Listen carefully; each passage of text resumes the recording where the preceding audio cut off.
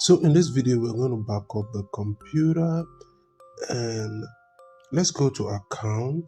From account, we're going to scroll down and locate Windows backup.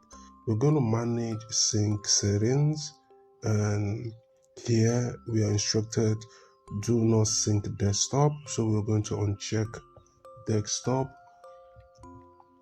So desktop is not going to sync into our OneDrive because the goal of this is to back up to OneDrive. Let's go ahead and check our answers and see how we do, and everything is correct. If you find this video helpful, like and subscribe.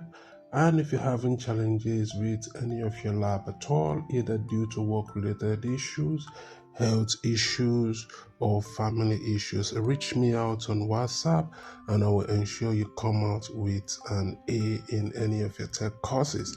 Thank you for watching, and I'll see you in my next video.